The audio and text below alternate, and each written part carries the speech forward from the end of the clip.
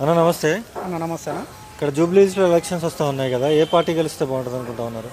ఇక్కడైతే పక్కా బీఆర్ఎస్ గెలుస్తుంది.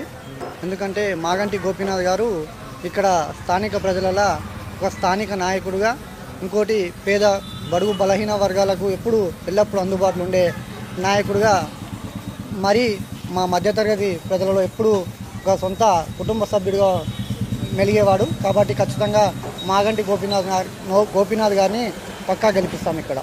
అయితే పూర్తిగా కూడా ఎక్కడ చూసినా జూబ్లీహిల్స్లో రౌడీ షీటర్ నవీన్ యాదవ్ అది అని చెప్పేసి మాట్లాడుతూ ఉన్నారు. ఎట్లా చూడొచ్చు ఇక్కడ? నిజంగా అట్లాంటిది ఉందా ఇక్కడ? అంటే అది స్థానికంగా ప్రజలకు అందరు తెలిసిన విషయమే, ప్రత్యేకంగా మేము చెప్పాల్సిన అవసరం. ఎందుకంటే ఇక్కడ ఉన్న ప్రజలు చాలా విఘ్నులు. ఇంకోటి ఇక్కడ విద్యావంతులు కూడా చాలా ఎక్కువ ఉన్నారు. వాళ్ళందరూ ఖచ్చితంగా మాగంటి గోపీనాథ్ గారు భార్య మాగంటి సునీత గారిని భారీ మెజార్టీతో గెలిపించబోతున్నారు. పక్కా ఇక్కడ గులాబీ జెండా ఎగరబోతుంది.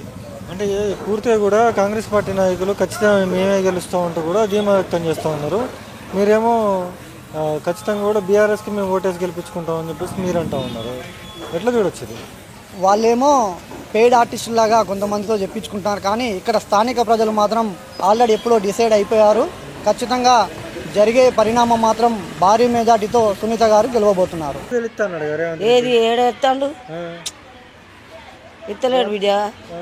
గ్యాస్ అన్నాడు, ఇది అన్నాడు, అది అన్నాడు, ఏది లేదు.